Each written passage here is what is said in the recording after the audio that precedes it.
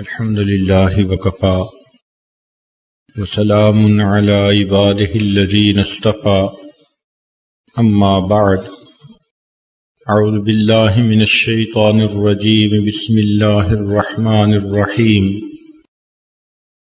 يا أيها الذين آمنوا اتقوا الله كونوا مع الصادقين سبحان ربك رب العزة عما يصفون وسلام على المرسلين والحمد لله رب العالمين اللهم صل على سيدنا محمد وعلى آل سيدنا محمد وبارك وسلم اللهم صل على سيدنا محمد وعلى آل سيدنا محمد وبارك وسلم اللهم صل على سيدنا محمد وعلى آل سيدنا محمد وبارك وسلم یا ایھا الذین آمنوا، اے ایمان والو، اے وہ لوگو جو اللہ رب العزت اور اس کے پیارے حبیب صلی اللہ علیہ وسلم کے حکموں کو ماننے کا اقرار کر چکے ہو، جو عہد کر چکے ہو کہ ہم اللہ رب العزت کے حکم کو مانیں گے اور اس کے محبوب صلی اللہ علیہ وسلم کے طریقے کو اپنائیں گے۔ اے ایمان والو، اے ماننے والو، اتقوا اللہ، اللہ سے ڈرو، تقوی اختیار کرو۔ تقوی کہتے ہیں ہر اس چیز کو ترک کر دینا جس کے اختیار کرنے سے تعلق باللہ میں فرق آ جائے، اس کو تقوی کہتے ہیں۔ جو چیز بھی اللہ رب العزت سے دوری کا باعث بنے اس کو چھوڑ دینا، یہ تقوی کہلاتا ہے۔ لہذا تقوی کے 3 مراتب ہیں۔ پہلا مرتبہ کفر اور شرک کو چھوڑ دینا، کفر اور شرک سے توبہ کر لینا، یہ خلود نار سے بچاؤ کا سبب ہے۔ جو آدمی کفر اور شرک سے بچ گیا وہ جہنم کی آگ میں ہمیشہ ہمیشہ نہیں رکھا جائے گا، خلود نار کے عذاب سے، ہمیشہ ہمیشہ والے عذاب سے یہ بچ گیا۔ دوسرا ہے ترک معاصی، معصیت کو چھوڑ دینا، یہ خلود فی النار، دخول فی النار سے بچاؤ کا سبب ہے۔ پہلا خلود فی النار سے بچاؤ کا سبب تھا کہ ہمیشہ ہمیشہ رہنے سے بچ گیا، اور دوسرا جو کبائر سے بچا وہ جہنم میں داخل ہونے سے بچ گیا، اور تیسرا درجہ ہے مشتبہات سے بچنا۔ ایسا انسان جنت کے اندر اللہ رب العزت کے ہاں بڑے مراتب پانے کا حقدار بن جاتا ہے۔ لہذا جتنا انسان تقوی اختیار کر سکے اتنا کم ہے۔ ارشاد فرمایا فاتقوا اللہ ما استطعتم، اتنا تقوی اختیار کرو جتنا تمہارے اندر استطاعت ہے۔ تم جتنے گھوڑے تیز دوڑا سکتے ہو اس میدان میں تم دوڑا لو، تمہیں اجازت ہے۔ یہ وہ عمل ہے جس کی اللہ رب العزت نے وصیت فرمائی، نصیحت کے رنگ میں فرمایا وَلَقَدْ وَصَّيْنَا الَّذِينَ أُوتُوا الْكِتَابَ مِنْ قَبْلِكُمْ وَإِيَّاكُمْ أَنِ اتَّقُوا اللَّهَ، ہم نے تم سے پہلے والوں کو بھی یہ وصیت کی، تمہیں بھی یہ وصیت کرتے ہیں ان اتقوا اللہ، کہ تم اللہ سے ڈرو. ایک سانس میں ایک بات کو 2 مرتبہ ریپیٹ کر دیا جائے تو بات کی اہمیت کا اندازہ ہوتا ہے. اللہ رب العزت نے قرآن مجید میں ایک کلمے کے اندر، ایک آیت کے اندر 2 مرتبہ اتقوا اللہ اتقوا اللہ، یا ایھا الذین آمنوا اتقوا اللہ، اے ایمان والو اللہ سے ڈرو. پھر آگے کیا فرمایا؟ وَلْتَنظُرْ نَفْسٌ مَّا قَدَّمَتْ لِغَدٍ وَاتَّقُوا اللَّهَ. ایک ہی آیت ہے، اتقوا اللہ، پھر چند لفظوں کے بعد پھر اتقوا اللہ. اس کا مطلب اللہ رب العزت کے ہاں اتنی تو اہمیت ہے نا اس کی. اس لیے اس تقوی کو اختیار کیے بغیر کوئی انسان ولی نہیں بن سکتا. قرآن مجید میں فرما دیا ان اولیاءہ الا المتقون، کہ اللہ کے جو ولی ہوتے ہیں یہ وہی لوگ جو متقی ہوتے ہیں.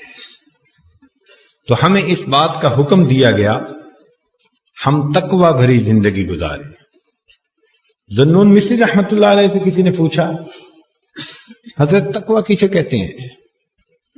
فرمایا اگر تمہارے دل کی تمناؤں کو مجسم کر کے کسی تشتری کے اندر رکھ دیں اور اس کو سرے بازار پھرائیں تو کوئی ایسی تمنا بھی اس میں نہ ہو جس پر تمہیں شرمندگی ہو. تو دل میں بھی گناہ کی تمنا نہ رکھنا، اس کو تقوی کہتے ہیں. آسان لفظوں میں اگر کوئی چاہے کہ جی میں سمجھوں تقوی کسے کہتے ہیں، تو بھئی تقوی یہ ہے کہ انسان ایسی زندگی گزارے کہ قیامت کے دن اس کا گریبان پکڑنے والا کوئی نہ ہو. اپنی زندگی کے بارے میں سوچیں کہ کیا میری زندگی میں کوئی ایسا ہے جس کا دل میں نے خفا کیا، جس کے حق ادا نہیں کیے، جس کو میں نے دکھایا، ستایا، اور ایسا تو نہیں کہ قیامت کے دن وہ میرا گریبان پکڑے گا.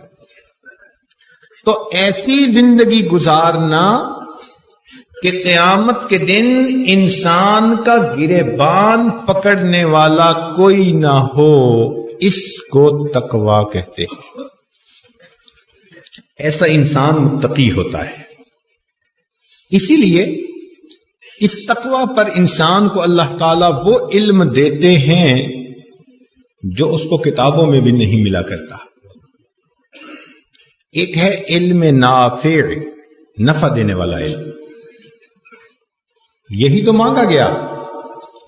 چنانچہ نبی علیہ السلام نے دعا مانگی اللہم انی اسألک علما نافعا، اے اللہ میں نفع دینے والا علم مانگتا ہوں. یہ نفع دینے والا علم کون سا ہے؟ جو انسان کے سینے میں نور بن کر آتا ہے. ایک ہوتی ہیں معلومات، وہ تو یہودیوں اور عیسائیوں کے پاس بھی بہت ہوتی ہیں. ایک ہوتا ہے علم، یہ کوئی اور چیز ہے.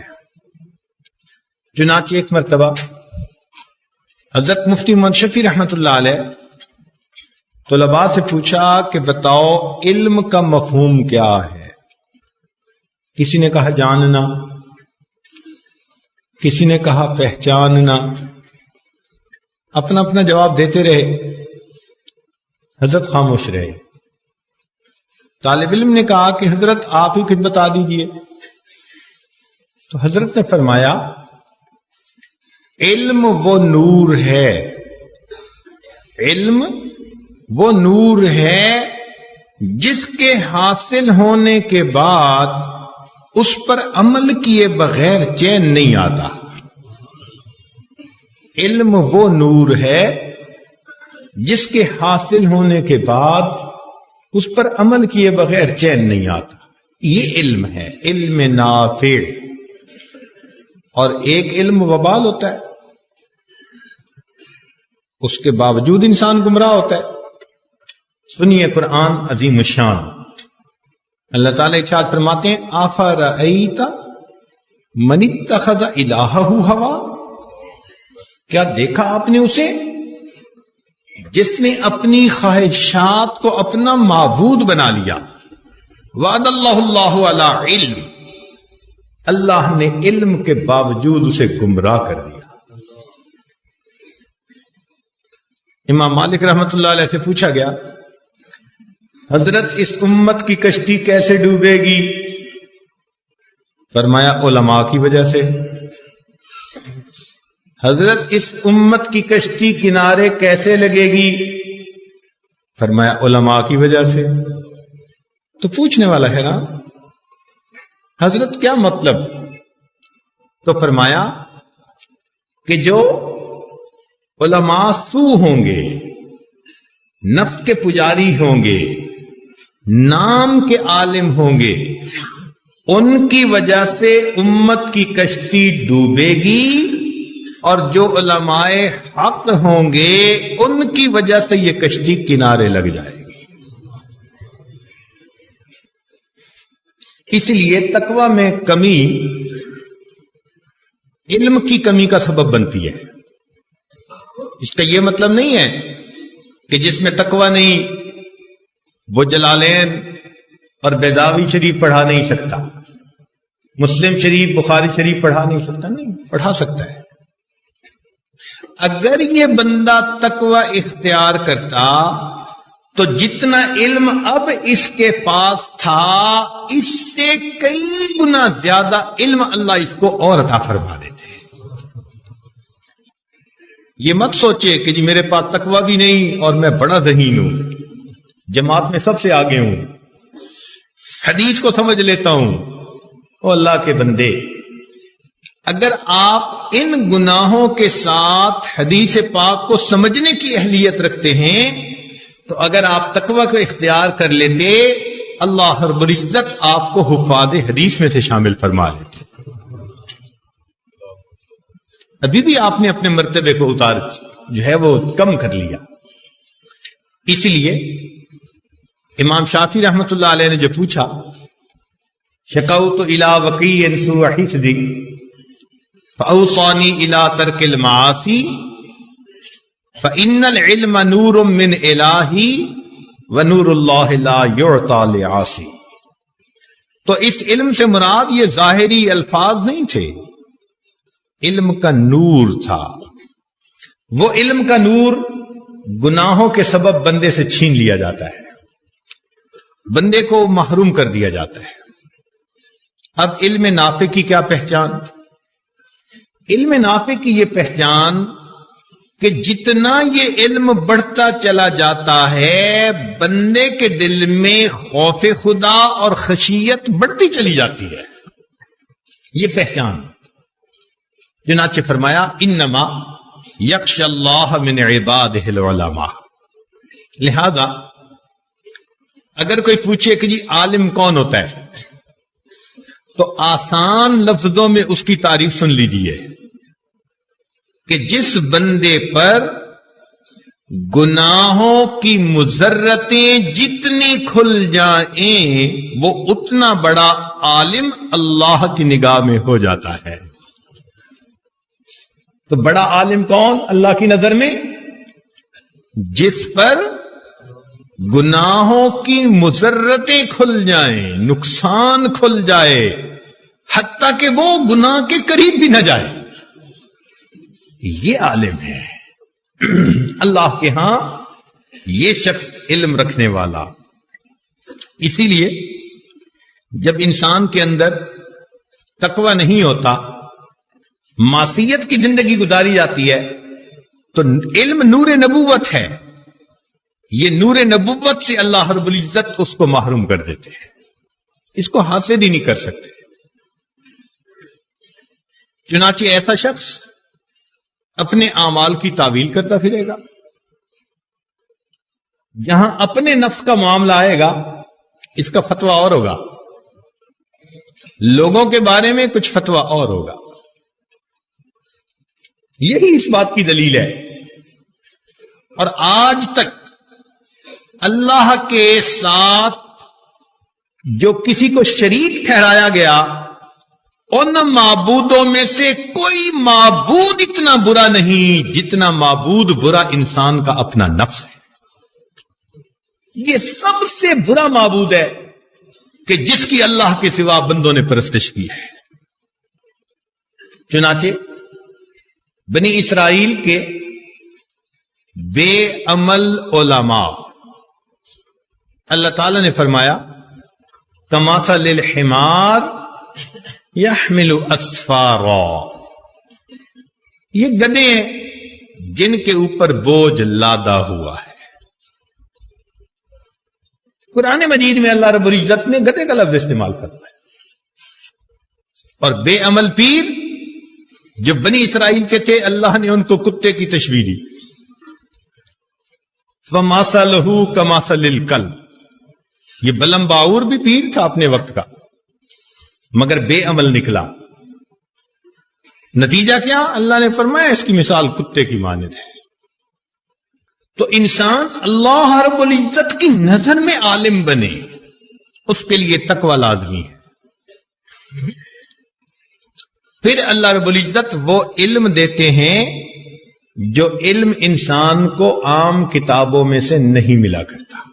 نبی علیہ السلام نے ارشاد فرمایا علمنی ربی فاحسن تعلیمی، مجھے میرے رب نے علم سکھایا اور بہترین علم سکھایا.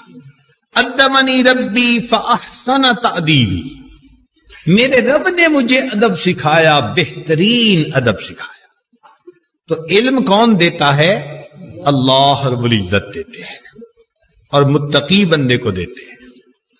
جتنا تقوی زیادہ اتنا ہی اس کے اوپر اللہ تعالیٰ اسرار اور رموز کو کھولتے چلے جاتے ہیں. چنانچہ علماء یہود کے بارے میں اللہ تعالیٰ فرماتے ہیں لو کانوا یعلمون، کاش کے جانتے. حالانکہ علماء تھے. اس کا مطلب یہ کہ اللہ رب العزت کی نظر میں وہ بے علم ہے. تبھی تو فرمایا لو کانوا یعلمون. اور ایک جگہ فرمایا وانتم تتلون الکتاب افلا تعقلون، تم کتاب پڑھتے ہو تمہارے پاس عقل کی رتی نہیں ہے. تو علم وہ کہ جس سے انسان کے دل میں خشیت الہی بڑھتی چلی جائے. اب یہاں پر ایک نقطے کی بات سمجھ لیجیے، تھمب رول جسے کہتے ہیں کہ ایمان کا محافظ علم ہے، ایمان کا محافظ علم ہے اور علم کا محافظ تقوی ہے. تقوی نہیں تو علم سے محروم اور علم نہیں تو ایمان سے محروم. تو جو ایمان کی حفاظت چاہتا ہے اس کو چاہیے کہ اپنے علم کو محفوظ رکھے، اور جو علم کو محفوظ رکھنا چاہتا ہے اسے چاہیے کہ تقوی اختیار کرے. اسی لیے امام مالک رحمت اللہ علیہ نے فرمایا علم بکثرت روایت کا نام نہیں، علم عمل کرنے کا دوسرا نام ہے. چنانچہ انہوں نے امام شافعی رحمت اللہ کو نصیحت فرمائی کہ آپ اپنے عمل کو آٹا بنائیں اور اپنے علم کو نمک کی مانند بنائیں. عمل کو آٹا بنائیں اور علم کو اس آٹے کے اندر جو نمک ہوتا ہے اس کو وہ بنائیں. اس لیے آپ حیران ہوں گے دنیا میں جتنے گمراہ فرقے بنے ان سب کے بانی عالم تھے مگر نام کے عالم تھے، حقیقت میں جاہل تھے. تو معلوم ہوا کہ انسان ڈرے اور اللہ رب العزت سے علم نافع حاصل کرنے کی دعائیں مانگے، اور یہ خشیت، یہ خوف خدا پھر بندے کو اعمال کے اوپر کھڑا کر دیتا ہے۔ چنانچہ امام شافعی رحمۃ اللہ فرماتے تھے کہ ہر عالم کو چاہیے کہ اس کے اور اللہ کے درمیان کچھ نہ کچھ نیک مخفی اعمال کا ذخیرہ موجود ہو۔ ہر عالم کو چاہیے کہ اس کے اور اس کے پروردگار کے درمیان کچھ نہ کچھ نیک مخفی اعمال کا ذخیرہ موجود ہونا چاہیے۔ لوگوں سے چھپ کے اللہ کے لیے عمل کرے، پتہ بھی نہ چلنے دے کسی کو۔ اور ہمارے اکابر ایسے ہی کرتے تھے، زندگی میں کتنے اعمال ایسے کرتے تھے کہ ان کے پروردگار کے سوا کوئی دوسرا نہیں جانتا تھا، اللہ کی رضا کے لیے۔ اسی لیے ایک بات یہ بھی ذہن میں رکھیں کہ دین کا کام اللہ نے جب بھی لیا، ظاہر اور باطن کے جو جامع علماء تھے اللہ نے ان سے دین کا کام لیا۔ آپ امت کی تاریخ پڑھ کے دیکھ لیجیے، جن کو اللہ نے دین میں بلندی عطا فرمائی، دین میں قبولیت عطا فرمائی، یہ سب وہی لوگ تھے جو مرج البحرین کی مانند تھے۔ علم ظاہر بھی تھا، علم باطن بھی تھا، شریعت اور طریقت کے جامع تھے، دونوں نعمتیں اللہ نے ان کو عطا فرمائی تھی۔ اس لیے مولانا روم رحمت اللہ علیہ فرماتے ہیں، علم چوں برتن زنی مارے بود، علم چوں برتن زنی مارے بود، علم چوں بر دل زنی یارے بود۔ کہ علم کو اگر تم فقط ظاہر پر لگاؤ گے تو یہ سانپ بنے گا، اور اگر اس علم کو اپنے دل پر دو گے تو یہ علم تمہارے لیے یار بن جائے گا۔ بینی اندر خود علوم انبیاء، کہ اگر تم تقوی کو اختیار کرو تو تم اپنے اندر انبیاء کا علوم پاؤ گے۔ اللہ تمہیں وہ علم دے گا جو تمہیں عام کتابوں سے نہیں مل سکتا۔ فرماتے ہیں بینی اندر خود علوم انبیاء،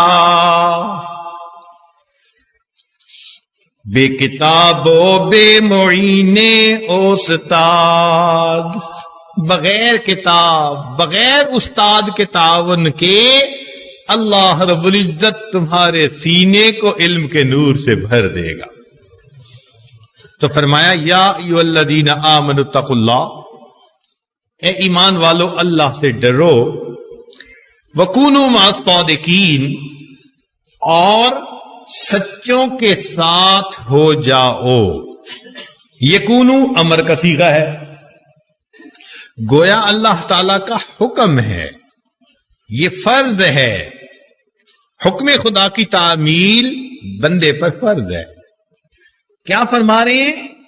کونوا مع الصادقین، تم سچوں کے ساتھ ہو جاؤ۔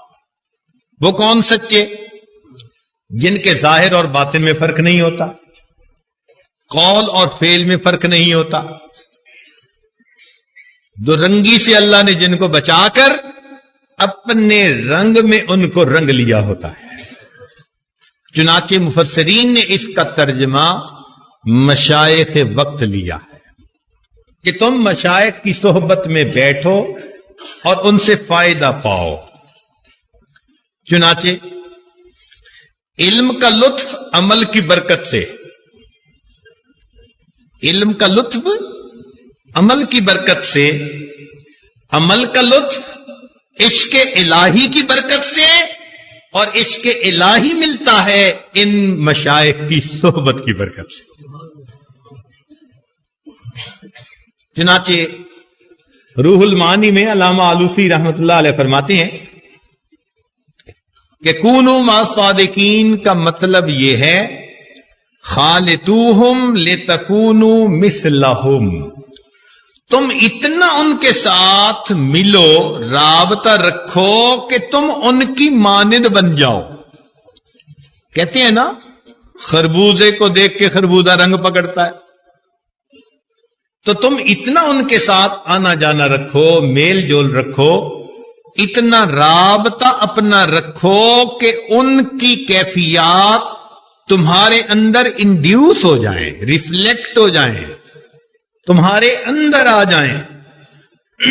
فَكُلُّ قَرِينٍ بِالْمُقَارِنِ يُقْتَدَىٰ، اس لیے کہ ساتھی ہمیشہ جو اپنا ساتھی ہوتا ہے اس کی وہ پیروی کر لیا کرتا ہے، اس کی بات کو مانتا ہے، اور واقعی بات سچی ہے۔ چنانچہ اہل اللہ کی صحبت اختیار کرنے سے انسان ان کے باطنی کمالات کو اپنے اندر جذب کر لیتا ہے۔ اسی پر کسی عارف نے کہا، یہاں تک جذب کر لوں کاش تیرے حسن کامل کو، یہاں تک جذب کر لوں کاش تیرے حسن کامل کو، تجھی کو سب پکار اٹھیں گزر جاؤں جدھر سے میں، کہ میں جدھر سے گزر جاؤں آپ کو لوگ یاد کریں۔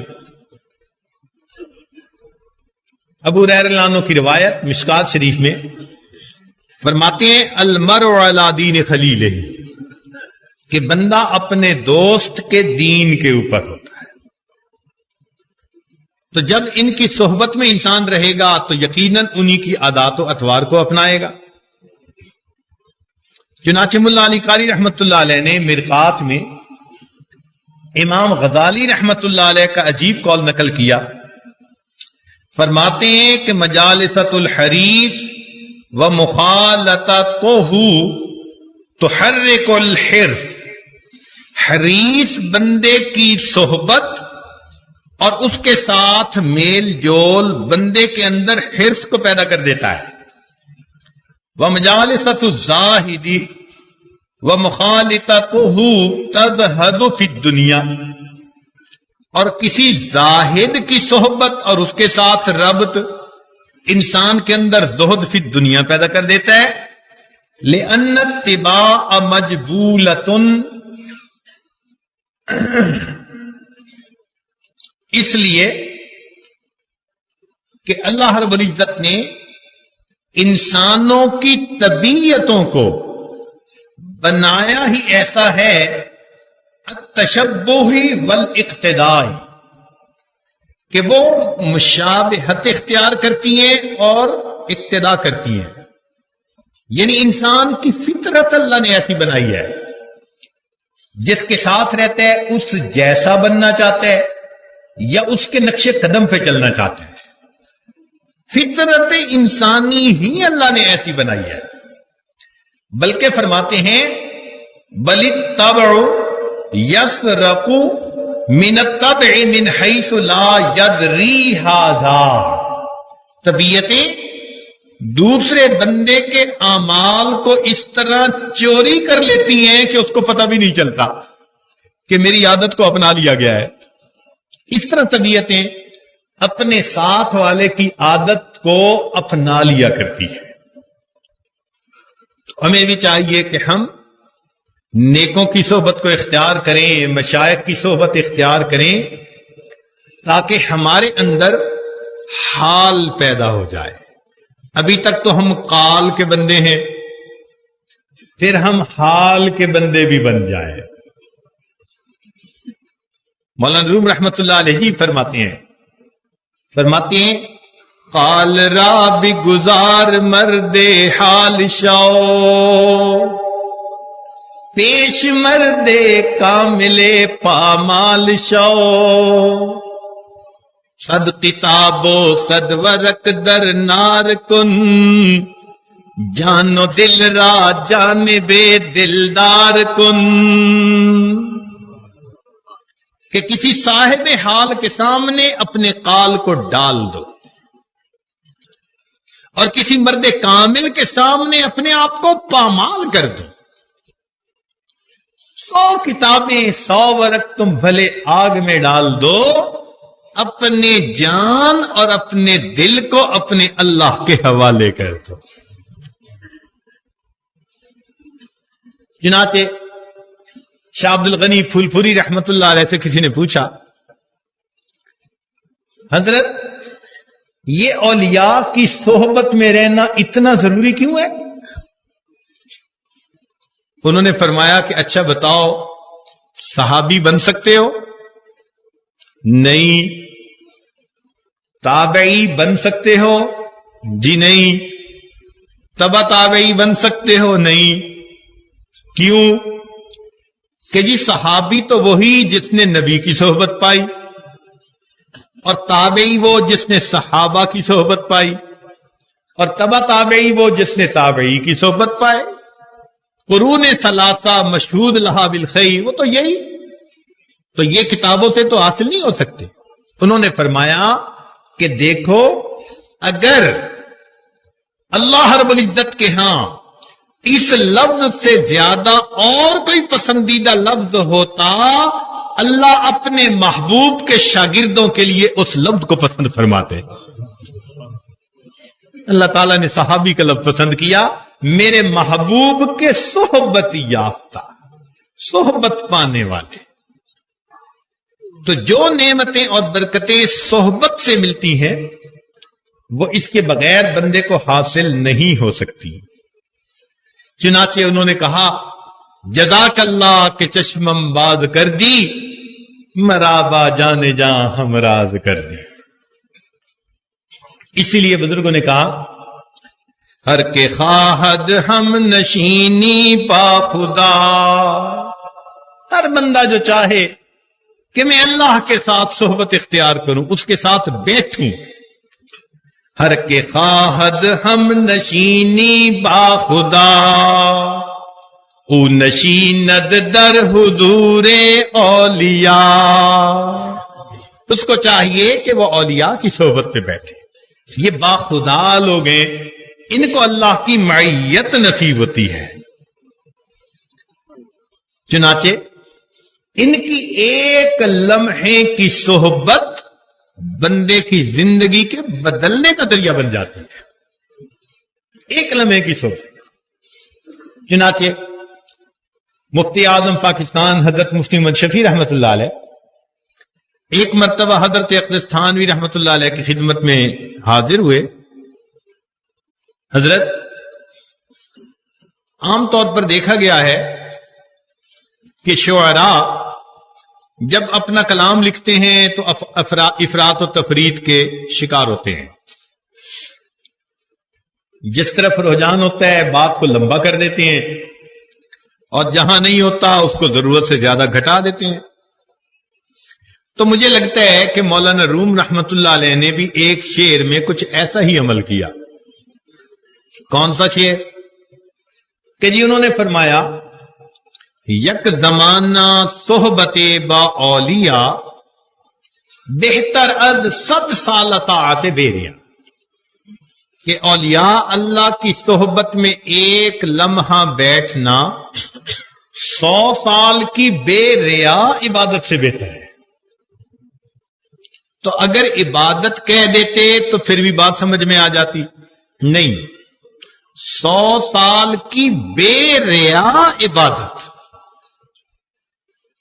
حضرت اقدس تھانوی رحمت اللہ علیہ بھی حکیم الامت تھے.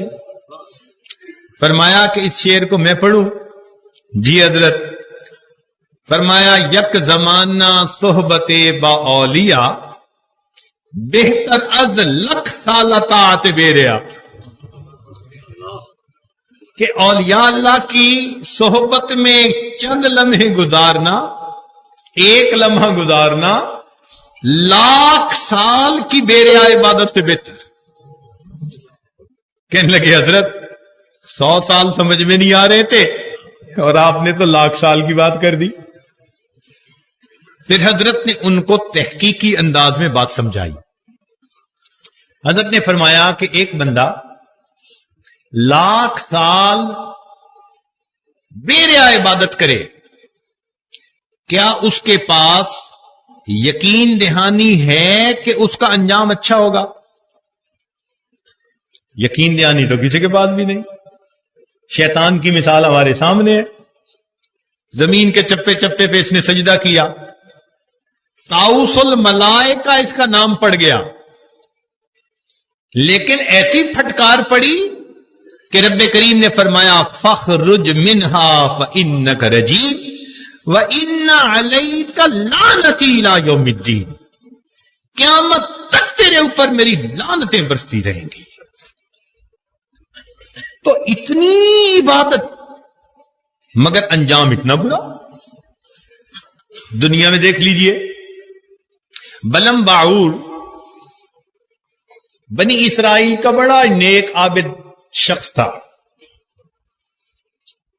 مستجاب الدعوات بن گیا. کیا مطلب؟ جو دعا مانگتا تھا وہ دعا قبول ہو جاتی تھی. لیکن ایسی پھٹکار پڑی وَلَوْ شِئْنَا لَرَفَعْنَاهُ بِهَا وَلَكِنَّهُ أَخْلَدَ إِلَى الْأَرْضِ وَاتَّبَعَ هَوَاهُ. خواہشات کی پیروی کی، اللہ نے پھٹکار دیا. 300 سال عبادت میں گزارنے کے بعد بھی پھٹکارا گیا. تو جب یہ واقعات پڑھتے ہیں تو دل ڈرتا ہے. ہماری عبادت اتنی ہے ہی نہیں، مقدار میں بھی اور معیار میں بھی، تو ہم کس کھاتے میں؟ تو بھائی 1,00,000 سال کی عبادت کے بعد گارنٹی تو کوئی نہیں. فرمایا اچھا میں تمہیں حدیث سناؤں. نبی علیہ الصلوۃ والسلام نے ارشاد فرمایا کہ یہ جو نیک لوگ ہیں، اولیاء اللہ ہیں، ان کی صحبت میں جو آنا جانا رکھتا ہے، ہم رجال لا یشقا جلیسہم، یہ ایسے لوگ ہیں ان کے پاس بیٹھنے والا بدبخت نہیں ہوتا. اور بدبخت وہ ہوتا ہے کہ موت کے وقت ایمان سے محروم ہو جائے. تو حدیث پاک بتا رہی ہے کہ ان کی صحبت میں بیٹھنے پر انسان کا خاتمہ اچھا ہوتا ہے، ایمان کو لے کر سلامت چلا جاتا ہے.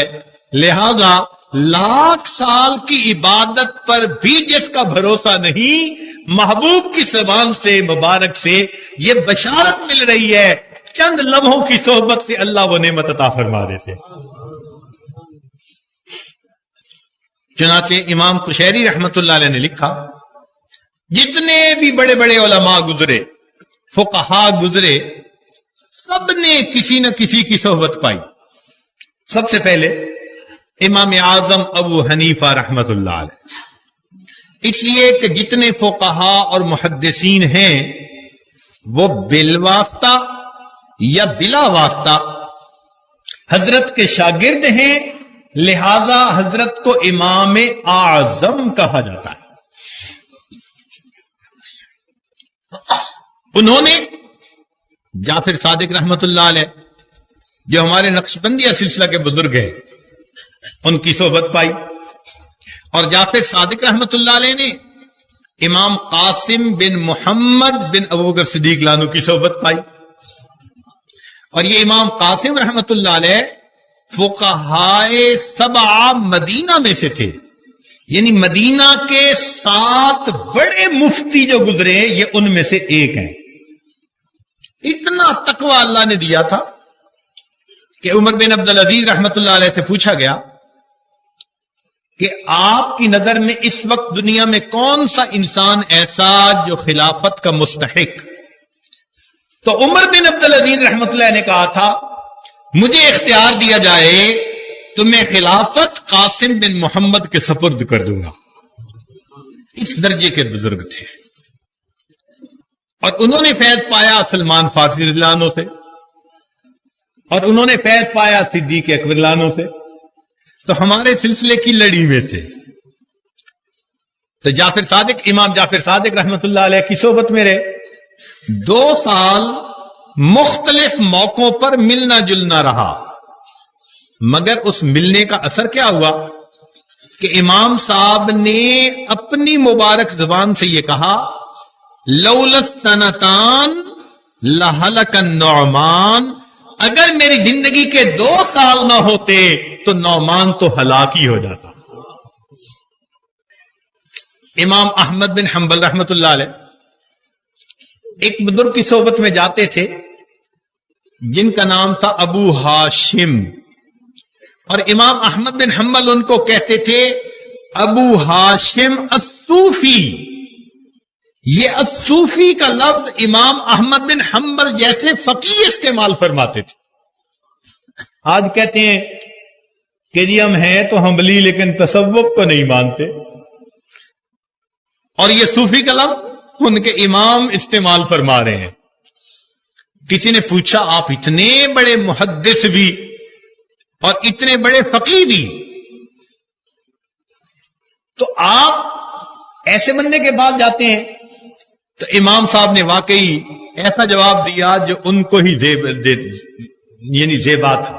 فرمایا میں عالم بکتاب اللہ ہوں، اور ابو ہاشم الصوفی عالم باللہ ہے۔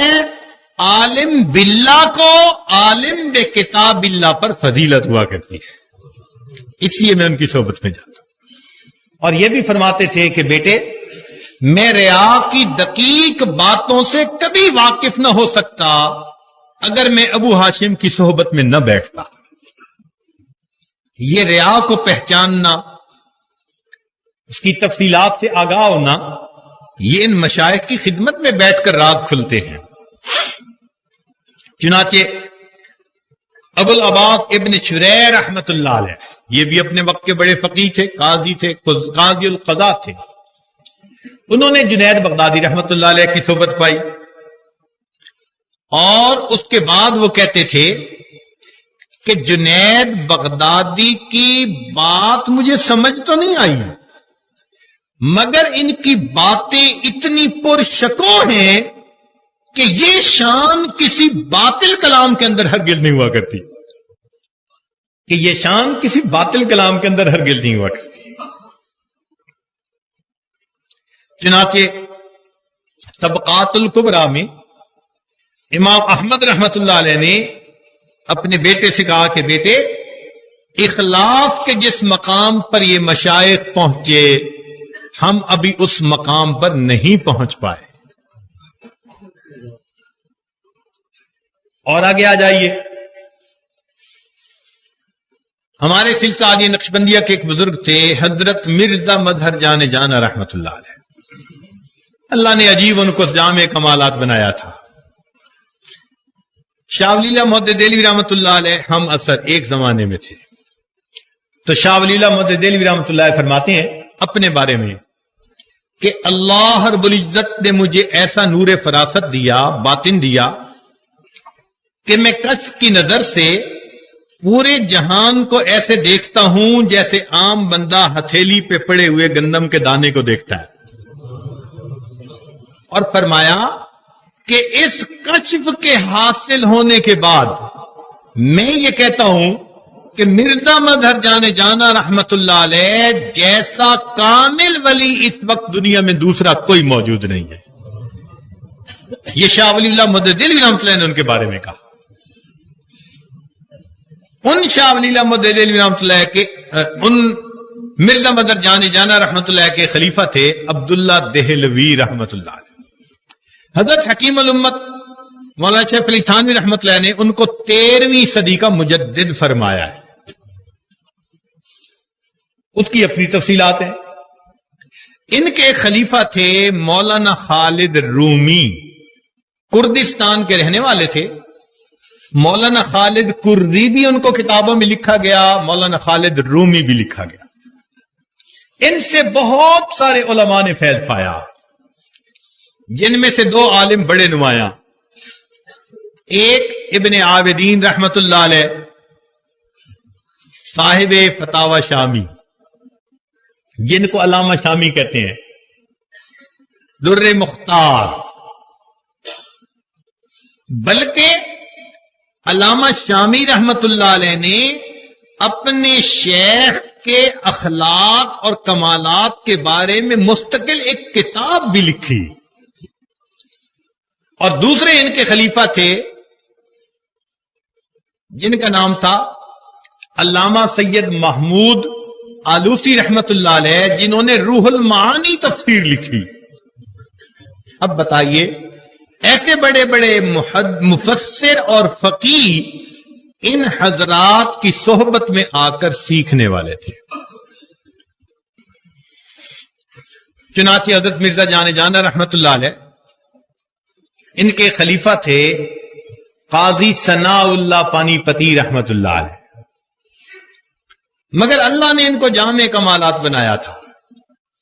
یہ مفسر بھی تھے کہ انہوں نے ایک تفسیر لکھی، نام اپنے شیخ کے نام پر تفسیر مظہری رکھا. آپ معارف القرآن پڑھیے، ہر چند صفحوں کے بعد آپ کو تفسیر مظہری کا ریفرنس ملے گا. یہ ام الکتب ہے، بڑی کتابوں کا ریفرنس یہاں سے نکلتا ہے. تو مفسر بھی تھے، محدث بھی تھے، فقیہ بھی تھے، اپنے وقت کے قاضی بھی تھے، اور وقت کے شیخ اور صوفی بھی تھے. چنانچہ ان کی ایک معروف کتاب ما لا بد من فارسی میں لکھی ہوئی ابتدائی درجے میں پڑھائی جاتی ہے. وہ فرماتے ہیں اپنی کتاب تحفۃ السالکین میں، فرماتے ہیں کہ بے شمار لوگوں کی جماعت جن کا جھوٹ پر متفق ہونا عقلاً محال ہے. بے شمار لوگوں کی جماعت جن کا جھوٹ پر متفق ہونا عقلاً محال ہے، اس لیے کہ اس جماعت کا ہر فرد تقوی سے آراستہ ہے. تو جو متقی شخص ہوتا ہے وہ جھوٹ تو نہیں نہ بول سکتا. تو فرماتے ہیں کہ بے شمار لوگوں کی جماعت جن کا جھوٹ پر متفق ہونا عقلاً محال ہے کہ ہر فرد تقوی سے مزین ہے، انہوں نے زبان قلم سے اور قلم کی زبان سے اس بات کی خبر دی کہ ہمیں مشائخ کی صحبت سے وہ نعمت ملی جس نے ہمارے باطن کو بیدار کر دیا. امت کی تصدیق موجود ہے اس کے اوپر. امت کے بڑے بڑے اکابر نے اس کی تصدیق کی. ان مشائخ کی صحبت میں بیٹھ کر ہمارے باطن کی غفلت دور ہوئی، عشق الہی ہمارے سینے میں بھر گیا، ہمارے اندر عمل کا جذبہ آ گیا. چنانچہ اور قریب دیکھیے سید اسماعیل شہید رحمت اللہ علیہ جیسے بڑے عالم اور متقی بزرگ، اور شیخ الاسلام مولانا عبد الحی رحمت اللہ علیہ جیسے بزرگ. یہ دونوں حضرات کن کے مرید تھے؟ سید احمد شہید رحمت اللہ علیہ. اور سید احمد شہید رحمت اللہ علیہ شاہ عبد العزیز رحمت اللہ علیہ کے خلیفہ. علم ظاہر پڑھنے کے لیے گئے، ایک دن دیکھا تو کتاب کے صفحے بالکل صاف.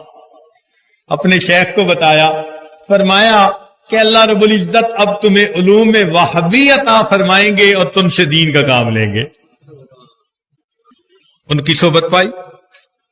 ماضی قریب میں دیکھنا چاہیں تو ہمارے اکابرین علماء دیوبند میں حضرت مولانا قاسم نانوتوی رحمت اللہ علیہ، حضرت مولانا رشید احمد گنگوہی رحمت اللہ علیہ، اور حضرت اقدس تھانوی رحمت اللہ علیہ جیسے جبال علم، جو علم کے پہاڑ تھے، ان شخصیتوں نے حضرت حاجی امداد اللہ مہاجر مکی رحمت اللہ علیہ کی صحبت سے فیض پایا. کسی نے حضرت گنگوئی رحمت اللہ سے سوال کر لیا کہ جی آپ جیسا فقیہ انسان حاجی صاحب کی صحبت میں کیوں جائے؟ تو انہوں نے کیا پیارا جواب دیا، فرمایا کہ ہم نے دارالعلوم میں پڑھائی کے دوران مٹھائیوں کے نام یاد کر لیے تھے. کون سی مٹھائیاں؟ توکل، تسلیم، رضا، یہ جو باطن کے مقامات ہیں، ہم نے مٹھائیوں کے نام پڑھ لیے تھے مگر ذائقے سے نہ آشنا تھے. ہم حاجی صاحب کے پاس ان مٹھائیوں کا ذائقہ چکھنے کے لیے گئے ہیں. یہ نعمت ہے جو ان مشائخ کے پاس آ کے ملتی ہے. چنانچہ بڑے بڑے بدکار قسم کے لوگ ان حضرات کی صحبت میں آ کر بہت اونچے درجے کے نیکوکار بن جاتے ہیں. بابو میاں ان بزرگوں کی صحبت میں آ کر تابو میاں بن جاتے ہیں. پتہ بھی نہیں چلتا زندگی کے بدلنے کا کہ ایک لمحے کی صحبت نے ان کی زندگی کو کیسے بدل کے رکھ دیا. اس لیے ہمیں بھی چاہیے کہ ہم باطن کی یہ نعمت حاصل کرنے کی کوشش کریں اور اس کے لیے اپنے آپ کو کھپا دیں. حضرت غسانی رحمت اللہ علیہ نے فرمایا کہ اس زمانے میں اہل اللہ کی صحبت کو میں فرض عین کہتا ہوں. یہ حضرت حکیم الامت کے الفاظ ہیں، ذمہ داری سے عرض کر رہا ہوں کہ آج کے زمانے میں اہل اللہ کی صحبت اختیار کرنے کو فرض عین کہتا ہوں. چنانچہ حضرت مولانا عبداللہ بہلوی رحمت اللہ علیہ ہمارے حضرت سید فضل الکیشی رحمت اللہ علیہ کے خلیفہ، بہت بلند مقام کے بزرگ گزرے ہیں. ان کا درس تفسیر بڑا معروف. رمضان المبارک میں سینکڑوں علماء جو اپنے اپنے مدارس میں تفسیر پڑھاتے تھے وہ ان کے ہاں تفسیر کا دورہ کرنے جاتے تھے. اللہ نے علماء میں اتنا کام لیا. وہ فرمایا کرتے تھے کہ میں نے اپنا دور حدیث محدث اعظم حضرت انور شاہ کشمیری رحمت اللہ علیہ سے کیا.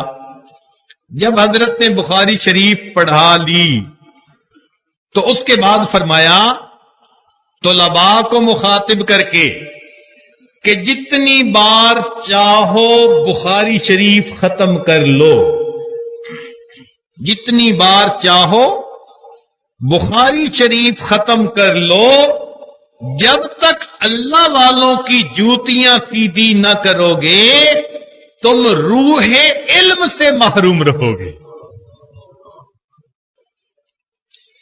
چنانچہ حضرت گنگوئی رحمۃ اللہ فرماتے تھے کہ صحبت اہل اللہ حاصل کیے بغیر اخلاص کا مل جانا یہ جوئے شیر لانے کے مترادف ہے. قاضی ثناء اللہ پانی پتی رحمت اللہ علیہ فرماتے ہیں نور باطن را از سینہ درویشاں باید جست، کہ یہ باطن کا نور درویشوں کے سینوں سے تم حاصل کرو. یہ سینوں سے سینوں میں منتقل ہوتا ہے. اور حضرت مفتی زین العابدین رحمت اللہ علیہ دعوت و تبلیغ میں بھی اللہ نے ان کو اونچا مقام دیا. ایک مرتبہ ان کا بیان تھا اور ان کا یہ بیان اس عاجز نے خود سنا اور آج ممبر پر بیٹھ کر یہ فکر نقل کر رہا ہوں کہ انہوں نے بیان میں یہ کہا کہ جب تک تم کسی سے سیکھ کر ذکر نہیں کرو گے، جب تک تم کسی سے سیکھ کر ذکر نہیں کرو گے تبلیغ میں جوتیاں چٹھانے کے سوا تمہیں کچھ نہیں ملے گا. یہ بھرے مجمع میں انہوں نے بات کی تھی. اور یہ ذہن میں رکھیں ہمارے اکابر علماء دیوبند میں جتنا کثرت سے ذکر کرنے والے حضرت مولانا الیاس رحمت اللہ علیہ تھے، اتنا کثرت سے ذکر کرنے والا اکابر میں کوئی دوسرا نہیں تھا. اس ذکر کی برکت سے ان پر اللہ نے اس دعوت کے کام کو کھولا. اور آج دیکھیے دنیا کے 100 سے زیادہ ممالک میں اللہ رب العزت اس محنت کے ذریعے لوگوں کے ایمان کی حفاظت فرما رہے ہیں.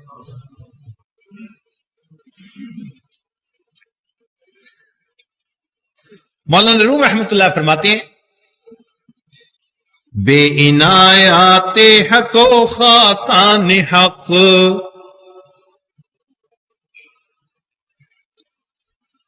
کہ حق اور خاصان حق کی عنایت کے بغیر گر ملک باشد سیاہستشورک، تم فرشتے بھی بن جاؤ گے تو تمہارا نام اعمال پھر بھی سیاہ رہے گا۔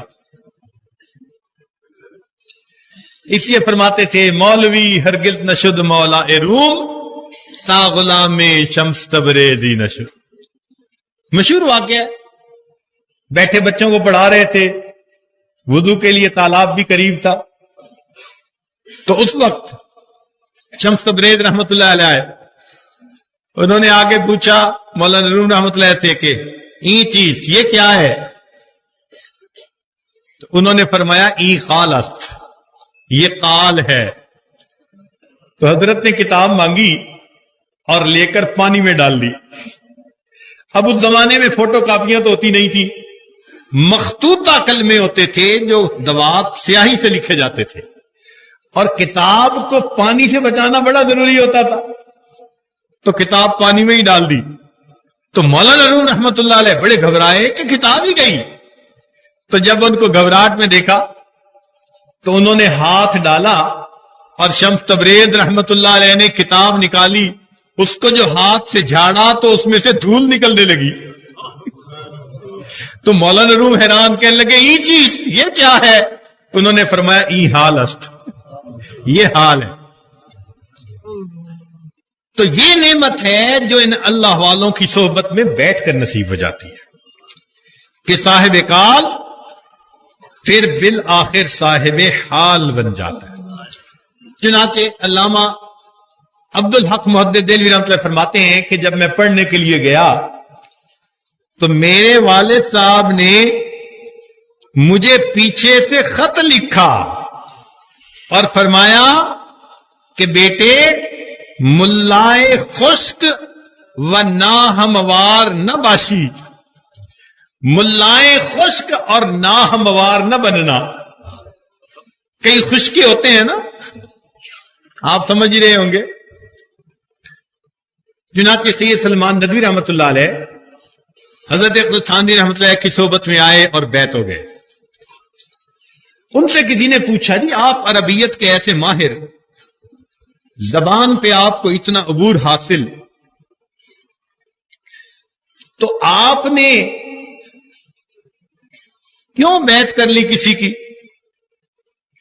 چنانچہ انہوں نے فرمایا کہ مجھے حضرت تھانوی رحمت اللہ علیہ کی صحبت میں جا کر اپنی جہالت کا اندازہ ہوا کہ تم تو مجھے بڑا عالم کہتے ہو نا، مجھے ان کی صحبت میں جا کے اپنی جہالت کا پتہ چلا میں کتنا جاہل ہوں۔ اور عجیب بات نکتے کی وہ فرماتے تھے، واقعی علمی بات طلباء کے لیے فرماتے تھے کہ اللہ رب العزت نے اپنے محبوب سے ایک دعا منگوائی جن میں محبت اہل اللہ کو اعمال پر مقدم کر دیا۔ کیا فرمایا نبی علیہ السلام نے؟ کیا دعا کی؟ اللہم انی اسألک حبک، اے اللہ میں آپ سے آپ کی محبت کا سوال کرتا ہوں، وحب من یحبک، جو آپ سے محبت کرتے ہیں میں ان کی بھی محبت کا سوال کرتا ہوں، وحب عملی یبلغنا الی حبک، اور جو اعمال آپ کی محبت کو بڑھاتے ہیں میں ان کا بھی سوال کرتا ہوں۔ تو فرماتے ہیں اہل اللہ کی محبت پہلے، اعمال کی محبت کی دعا بعد میں۔ فرماتے تھے اس بات کی دلیل ہے کہ صحبت اولیاء سے انسان کو نیک اعمال کی توفیق ملا کرتی ہے۔ اس لیے انہوں نے شعر کہا، ان سے ملنے کی ہے یہی ایک راہ، ان سے ملنے کی ہے یہی ایک راہ، ملنے والوں سے راہ پیدا کر۔ چنانچہ ہمارے حضرت رحمت اللہ فرمایا کرتے تھے اولاد کون دیتا ہے؟ تو سب کہتے اللہ۔ حضرت فرماتے ماں باپ ذریعہ بن جاتے ہیں۔ پھر فرماتے بارش کون برساتا ہے؟ سب جواب دیتے اللہ۔ فرماتے بادل اس کا ذریعہ بن جاتے ہیں۔ پھر فرماتے دلوں میں نور کون عطا کرتا ہے؟ اللہ، مگر شیخ استاد اس نور کے آنے کا ذریعہ بن جاتے ہیں۔ کون سی ایسی بات ہے جو سمجھ میں نہ آئے؟ چنانچہ ملا علی قاری رحمت اللہ علیہ فرماتے ہیں کہ ایک ہے نظر بد، بری نظر لگ جانا۔ حدیث پاک میں فرمایا گیا العین حق، کہ نظر لگ جاتی ہے جس سے دوسرا بندہ بیمار ہو جاتا ہے، اور بچوں کو بھی نظر لگتی ہے کثرت کے ساتھ، کیونکہ بچے تو بہت ہی پیارے ہوتے ہیں، اور ہمارا تجربہ یہ کہ نظر ان کو اپنی ماں یا اپنے باپ کی زیادہ لگتی ہے۔ بہرحال نظر لگ جاتی ہے، تو نظر کی اتار کی جو دعا تھی نبی علیہ السلام نے وہ بھی بتائی۔ اسماء بنت عمیس رضی اللہ تعالیٰ عنہ حاضر ہوئی اور انہوں نے کہا کہ جعفر کی اولاد کو نظر لگ جاتی ہے، میں کیا کروں، دم کر لیا کروں؟ تو نبی علیہ السلام نے بتایا۔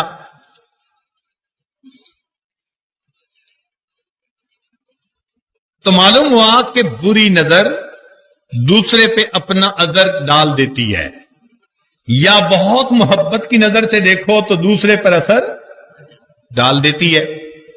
اب دیکھیے، جس نظر کے اندر حسد ہے، عداوت ہے، بغض ہے، کینہ ہے، اگر وہ نظر دوسرے پہ اثر ڈال سکتی ہے تو اہل اللہ کی وہ نظر جس میں الفت ہے، محبت ہے، اخلاص ہے، اللہ کی رضا ہے، پھر یہ نظر دوسرے پہ اپنا اثر کیوں نہیں ڈال سکتی؟ تو ملا علی قاری رحمت اللہ علیہ فرماتے ہیں قل، تو میں کہتا ہوں وَزِدُّ هَذَا الْعَيْنِ نَظْرُ الْعَارِفِينَ، کہ یہ جو بری نظر لگ جاتی ہے نا، اس کا ضد کیا ہے؟ وہ عارفین کی نظر ہے۔ فَإِنَّهُ مِنْ حَيْثِ التَّأْثِيرِ الْأَكْثِيرِ، اس لیے کہ یہ عارفین کی نظر بھی بڑی مؤثر ہوتی ہے۔ یجعل الکافر مؤمنا، یہ کافر کو مومن بنا دیتی ہے۔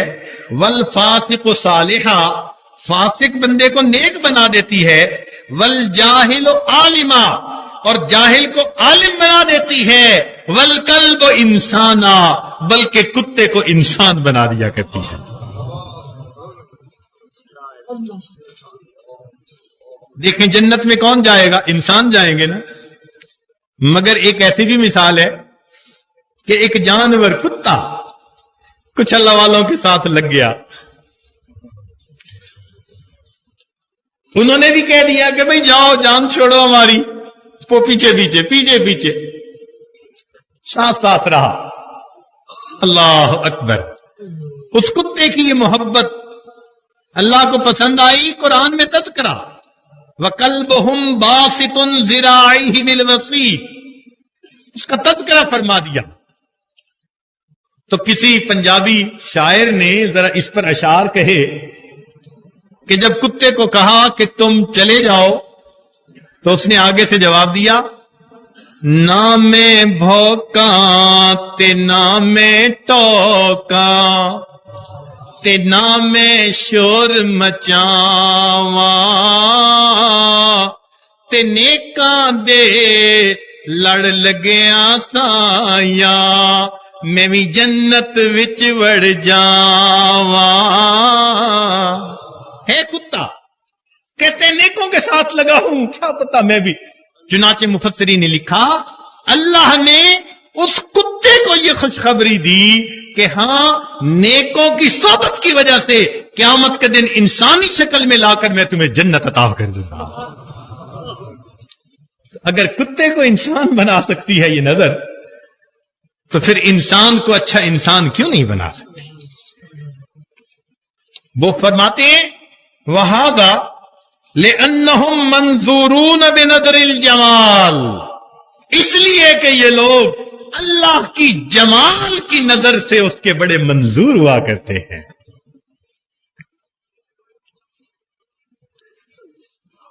تو یہ صحبت عجیب۔ چنانچہ اتباع کی برکت دیکھیے، پیچھے چلنے کی، کہ نبی علیہ الصلوۃ والسلام کی اتباع جنہوں نے کی ان میں صدیقین تھے، شہداء تھے، صالحین تھے۔ یہ وہ جماعت ہے جن پر اللہ کی نعمت ہوئی، منعم علیہ، نعمتیں اللہ کی ہوئی۔ انعم اللہ علیہم من النبیین والصدیقین والشہداء والصالحین۔ تو یہاں پر ایک تفسیر میں عجیب نکتہ لکھا، وہ فرماتے ہیں کہ اتباع کی برکت دیکھو کہ انبیاء معصوم ہیں، مگر اللہ نے اتباع کی برکت سے ان کو وہ عاطفہ کے ساتھ جوڑ دیا۔ صدیقین کے درمیان وہ جو ہے نا، وہ عاطفہ۔ فرماتے ہیں کہ دیکھو اتباع کی برکت، دیکھو کہ اتباع کی برکت نے غیر معصومین کو معصومین کے ساتھ وہ عاطفہ کے ساتھ اکٹھا فرما دیا۔ تو اگر ایک آیت میں اللہ یوں اکٹھا کر دیتے ہیں تو کیا آخرت میں اکٹھا نہیں فرمائیں گے؟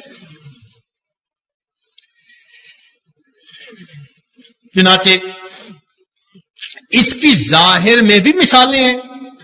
آج کی دنیا ذرا سائنسی باتیں، عقلی باتیں زیادہ سمجھتی ہے۔ ایک عام ہوتا ہے جس کو کہتے ہیں لنگڑا، ہے لنگڑا لیکن ساری دنیا کا سفر کرتا ہے ٹانگوں والوں سے اچھا۔ ہم نے دیکھا کینیڈا میں عام جا رہا ہے، کون سا جی لنگڑا؟ ہم نے کہا دیکھو لنگڑا ادھر بھی پہنچ گیا۔ کیا لنگڑا ہے؟ تو نام کا لنگڑا، لیکن ذائقے کا، خوشبو کے اعتبار سے بہت اچھا آم۔ تو لوگ کیا کرتے ہیں کہ دیسی آم اگاتے ہیں اور اس کی ایک شاخ کے اوپر گریفٹنگ کرتے ہیں اس لنگڑے آم کی، کیونکہ دیسی آم کے اندر اتنا رس بھی نہیں ہوتا، لذیذ بھی نہیں ہوتا، خوشبودار بھی نہیں ہوتا، اور پھل بھی تھوڑا آتا ہے۔ تو کوانٹٹی اور کوالٹی دونوں میں اتنی زیادہ ییلڈ نہیں ہوتی۔ لیکن جب لنگڑے آم کے ساتھ اس کی گریفٹنگ کر دی جاتی ہے، اس کو جوڑ دیا جاتا ہے، تو شاخ آپس میں جڑنے کے بعد اس کو کہتے ہیں پیوند کاری۔ یہ پیوند کاری کا عمل ایسا ہے کہ وہ شاخ بڑھنے لگ جاتی ہے اور اس شاخ پر پھر آم جو لگتا ہے تعداد بھی زیادہ ہوتی ہے، رس بھی زیادہ میٹھا ہوتا ہے، اور اس کے اندر خوشبو بھی بہت زیادہ ہوتی ہے۔ یہی مثال ہے کہ جو بندہ اللہ والوں کی صحبت میں آئے اور اپنے دل کی ان کے دل کے ساتھ پیوند کاری کر لے، یہ دیسی ہوگا، اور اللہ والے وہ ماشاء اللہ اعلی قسم کے آم کی مانند ہوتے ہیں۔ ان کی صحبت کی برکت سے اللہ تعالیٰ پھر اس کے بھی پھل کو بھی بڑھا دیتے ہیں، اس کی کوالٹی کو بھی بہتر فرما دیتے ہیں۔ ایک اور مثال، ایک درخت کا پھل ہوتا ہے جس کو کہتے ہیں آملہ۔ یہ جو حکیم لوگ ہیں ان کے استعمال میں بہت کثرت سے رہتا ہے۔ یہ آملہ مختلف بیماریوں کے لیے استعمال ہوتا ہے۔ تو مشائخ نے فرمایا کہ آملہ کے 2 دانے تھے، گرے پڑے تھے۔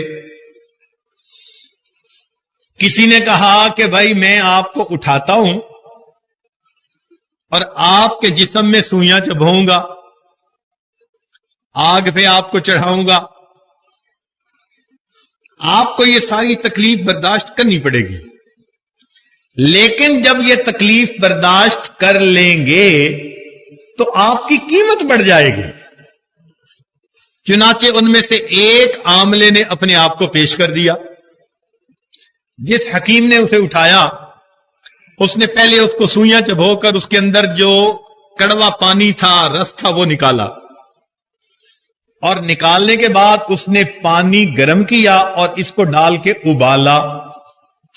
اتنا جوش دیا کہ آملہ بالکل نرم ہو گیا، اس کی جو سختی تھی وہ نرمی میں بدل گئی۔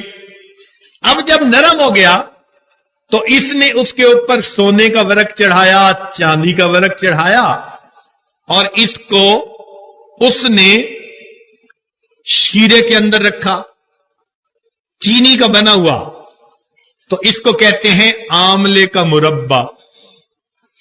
یہ آملے کا مربع ایسا کہ انسان کے دل کی تقویت کا سبب بنتا ہے۔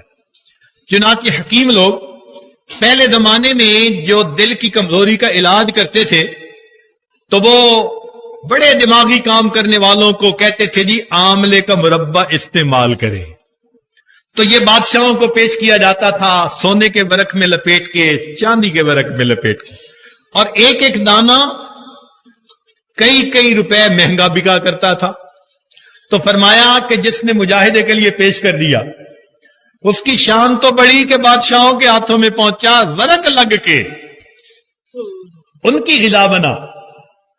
اور آملے کا دوسرا دانہ، اس نے کہا بھئی مجھ سے مجاہدے برداشت نہیں ہوتے، میں تو ادھر پڑا ہوں، لہذا وہ وہیں پڑا رہا۔ اب اس کے اوپر سورج کی دھوپ پڑی، ہوا کا اثر ہوا، بارش کا اثر ہوا، لہذا کچھ مہینوں میں وہ جو اس کے اوپر تازگی تھی وہ خشکی میں بدل گئی، جو حسن ظاہر تھا وہ بھی ختم ہو گیا، سیاہی ماحل بن گیا، دیکھنے کو بھی دل نہیں چاہتا۔ اب صفائی کرنے والا خاکروب آیا اور اس نے آ کے جھاڑو کے ساتھ اس کو بھی اکٹھا کیا، اور ایسے بد شکل قسم کے جو آملے تھے، سیاہ شکل کے جو آملے تھے، اس کی بوری بھری، اور بوری بھر کے اس نے کسی حکیم کو پہنچائی۔ حکیم نے اسے معمولی سی قیمت دے دی۔ اب حکیم نے سوچا کہ میں اس کو کیا کروں، چنانچہ حکیم نے اس آملے کو پیس لیا۔ اب اس کو پسنا پڑا، جب پس کے یہ بالکل صفوف بن گیا تو اس نے پڑیاں بنا دی۔ کس لیے؟ قبض کے علاج کے لیے۔ اب یہ آملہ انسان کو دیا جاتا ہے قبض توڑنے کے لیے۔ سوچو اللہ نے اس کے ذمے پاخانے کو دھکیلنے کا کام لگا دیا۔ تم بندے کے پیٹ میں جاؤ اور پاخانے کو دھکیلو۔ تو جس نے مجاہدے کے لیے پیش کیا اپنے آپ کو، ورق لگ کے بادشاہوں کے ہاتھ میں پہنچا، اور جس نے پیش نہ کیا قیمت بھی کم لگی اور کام بھی ذمے لگا کہ وہ پاخانہ دھکیلتا پھرتا ہے۔ فرماتے ہیں دو انسان ہیں، ایک اپنے آپ کو مشائخ کے حوالے کر دیتا ہے، وہ محنت کر کے اس کے دل میں اللہ کی محبت کا بیج ڈال دیتے ہیں، جگا دیتے ہیں۔ یہ وہ ہوتا ہے اس کے جوتوں کو وقت کے بادشاہ اپنے سروں کا تاج بنا لیتے ہیں۔ اور ایک دوسرا ہوتا ہے کہ جو ان مشائخ کی صحبت میں نہیں آتا تو اللہ تعالیٰ اس کو دنیا کے پیچھے لگا دیتے ہیں۔ جیسے یہ پاخانے کو دھکیلتا پھرتا تھا، یہ بندہ دنیا کی نجاست کو دھکیلتا پھرتا ہے، اس کے پیچھے پڑا ہوا ہے۔ تو معلوم ہوا کہ ہم اللہ والوں کی صحبت میں آئیں تو ہمیں یقیناً اللہ رب العزت کی طرف سے رحمتیں ملیں گی۔ اسی لیے حضرت مجذوب رحمت اللہ علیہ یہ انگریزی تعلیم یافتہ تھے، بڑے اعلیٰ افسر تھے اپنے وقت کے۔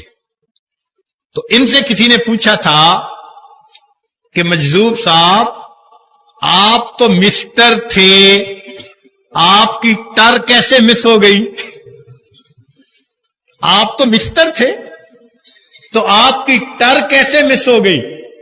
تو پھر انہوں نے بتایا کہ میں حضرت اقدس تھانوی رحمۃ اللہ کی صحبت میں آیا، شیخ کی ایک لمحہ کی صحبت نے مجھے اس غفلت سے نکال کر اللہ کے اولیاء میں کھڑا فرما دیا۔ فرماتے ہیں نقشے بتاں مٹایا، دکھایا جمال حق، آنکھوں کو آنکھیں دل کو میرے دل بنا دیا، آہن کو سوز دل سے کیا نرم آپ نے، نہ آشنائے درد کو بسمل بنا دیا۔ یوں اللہ کی محبت میں تڑپا کے رکھ دیا ان کو۔ چنانچہ اللہ کی صحبت میں نفع کی 4 وجوہات ہیں۔ پہلی وجہ کہ جس طرف ان کے دل متوجہ ہوتے ہیں اللہ کی رحمتیں، اللہ کا فضل بھی اس طرف متوجہ ہوتا ہے۔ وہ ایک بزرگ سے کسی خادم نے پوچھا کہ حضرت یہ اللہ والوں کی صحبت میں بیٹھ کر جو آدمی کہتے ہیں مجھے بھی فیض ملتا ہے، کیا مطلب اس کا؟ تو پہلے زمانے میں ہاتھ کے پنکھے ہوتے تھے جو چھت پہ لٹکے ہوتے تھے اور رسی سے اس کو کھینچتے تھے۔ ہم نے اپنے بچپن میں وہ زمانہ دیکھا، تو ہم بھی چھوٹے چھوٹے ہوتے تھے تو بڑے بیٹھے کھانا کھاتے تھے تو ہم رسی کھینچ کے وہ پنکھا چلاتے تھے، اور وہ پنکھا اتنا بڑا ہوتا تھا، پورے کمرے کے سائز کا، کپڑا لٹکتا تھا، کمرے کے سب لوگوں کو ہوا ملتی تھی۔ تو یہ بھی خادم وہی پنکھا چلا رہا تھا، کہنے لگا یہ اللہ والوں کی صحبت میں بیٹھ کر کیسے دوسرے کو فیض مل جاتا ہے؟ انہوں نے فرمایا یہ بتاؤ کہ پنکھا کس کے لیے چلا رہے ہو؟ حضرت آپ کے لیے۔ تو ساتھ والوں سے پوچھا جی ہوا آپ کو بھی لگ رہی ہے؟ کہنے لگے سارے لگ رہی ہے۔ فرمایا بالکل اسی طرح کہ اللہ رحمتیں تو اپنے مقبول بندوں پہ فرماتے ہیں، ان کے پاس بیٹھنے والے بھی اس رحمت کی ہوا سے معروم نہیں رہتے۔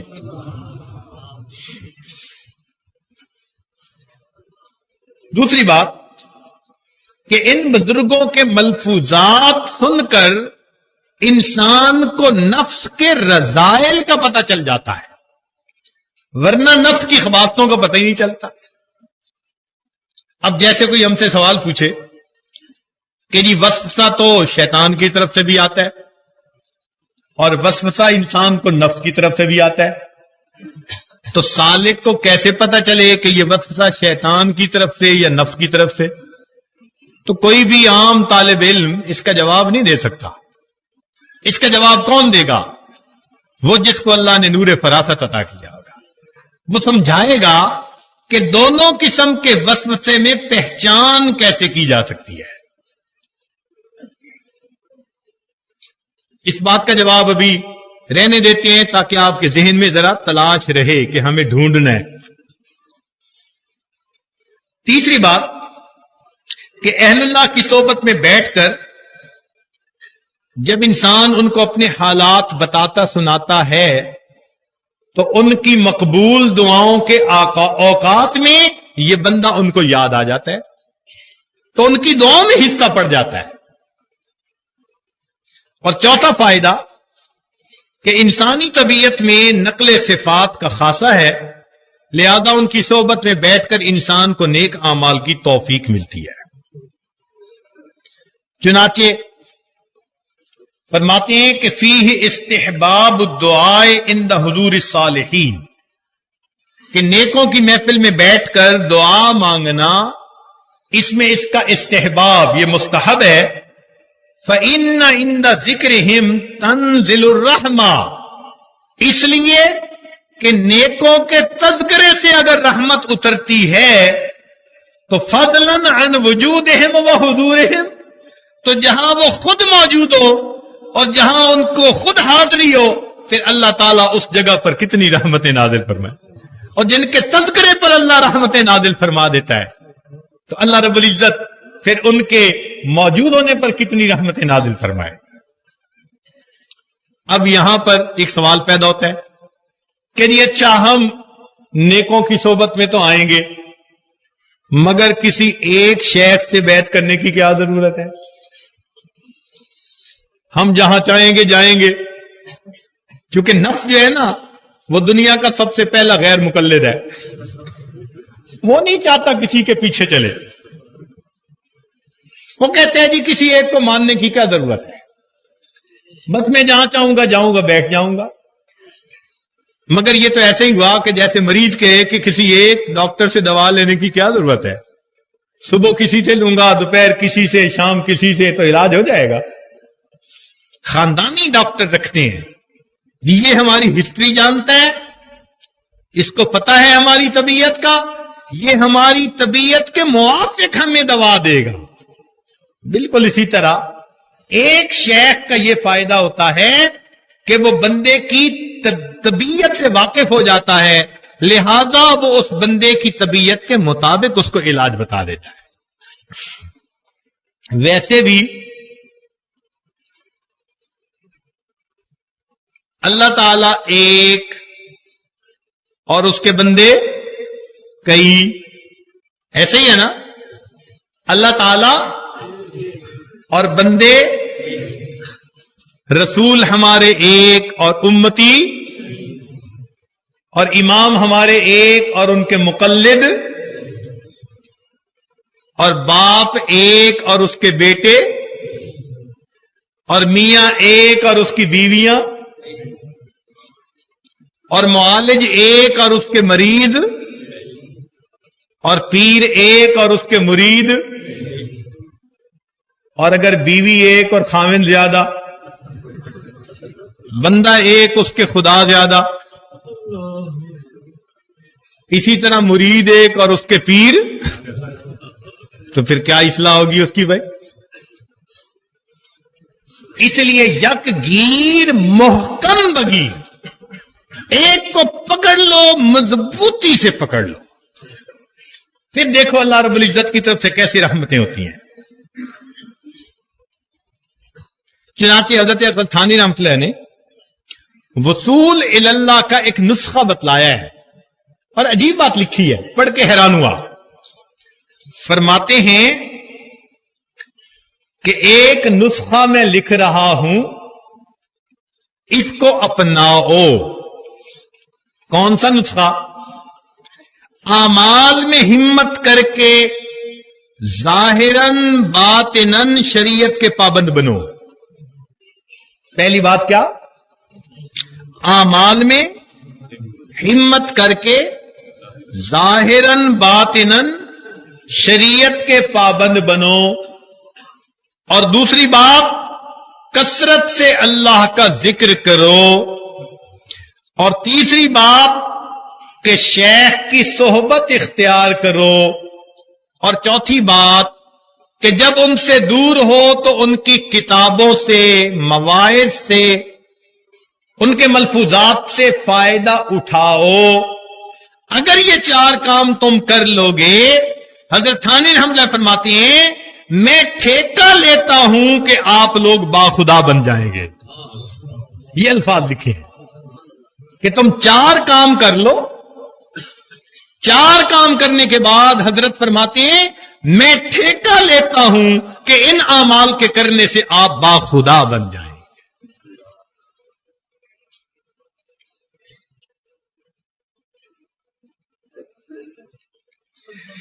اللہ اکبر کبیرہ۔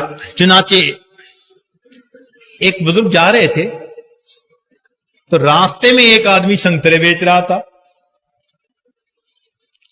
اور وہ آواز لگا رہا تھا چنگے سنگترے۔ یہ پنجابی کا لفظ ہے چنگے، اس کا مطلب ہے اچھے سنگترے۔ تو بیچنے والے آوازیں لگاتے ہیں، وہ بھی آواز لگا رہا تھا چنگے سنگترے، چنگے سنگترے۔ ان بزرگوں نے جب سنا تو ان کے اوپر تو حال پڑ گیا، اللہ اللہ اللہ، عجیب کیفیت۔ طبیعت سنبھلی، لوگوں نے پوچھا کہ حضرت کیا ہوا؟ فرمایا سنا نہیں وہ کیا کہہ رہا ہے؟ حضرت وہ تو سنگترے بیچنے والا آواز لگا رہا ہے سنگترے بیچنے کے لیے۔ فرمایا نہیں نہیں نہیں، سنو کہہ کیا رہا ہے؟ حضرت سنگترے بیچ رہا ہے۔ فرمایا نہیں، سنو کیا کہہ رہا ہے؟ حضرت ہم نہیں سمجھ پا رہے۔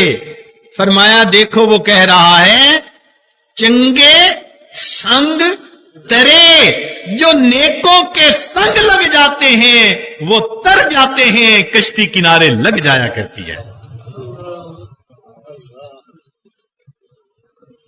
نیکاں دے لڑ لگیاں میری جھولی وچ پھل پے، تے بریاں دے لڑ لگیا میرے اگلے بھی ڈل پے۔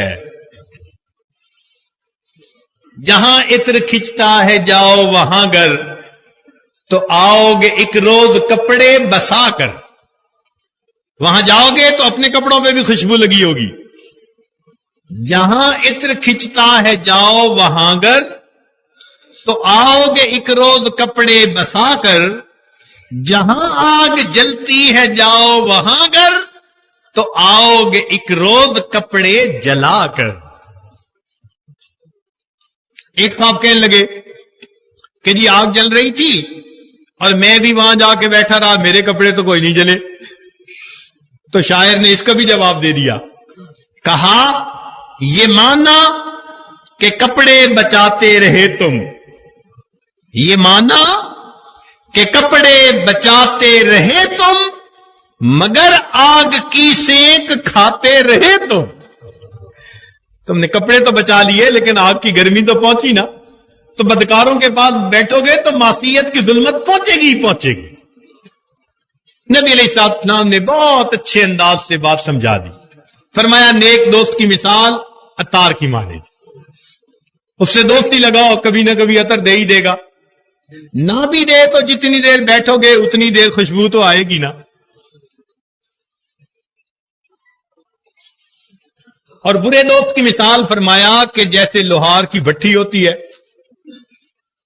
دے دے گا تو کوئلہ کالا, اور نہ دیا تو اس کوئلے کی جو کالک ہے سیاہی ہے وہ تو ضروری ملے گی. تو اس لیے ہمیں نیکوں کی صحبت کو اختیار کرنا چاہیے تاکہ اللہ رب العزت کی رحمت متوجہ ہو. اب علماء کہتے ہیں کہ ٹرین کے ڈبے ہوتے ہیں نا, تو ایک فرسٹ کلاس کا ڈبہ, ایک تھرڈ کلاس کا ڈبہ. اب فرسٹ کلاس کے ڈبے نے تھرڈ کلاس کے ڈبے کو کہا کہ تو کیا ہے مصیبت,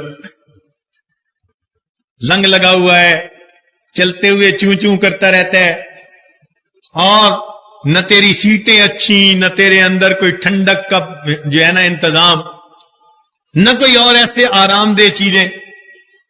میرا مقام دیکھو, فوم کے گدے لگے ہیں, ایئر کنڈیشن چل رہا ہے, کیا آرام دہ ڈبہ میں بنا ہوا ہوں. تو تھرڈ کلاس کے ڈبے نے کہا اس کو کہ جناب میں آپ کی بڑی شان کو مانتا ہوں, تسلیم کرتا ہوں, مگر ایک بات بتاؤں کہ میری کنڈی آپ کی کنڈی میں پھنسی ہوئی ہے, لہذا آپ جس منزل پر جائیں گے میں تھرڈ کلاس کا ڈبہ بھی اسی منزل پہ جاؤں گا.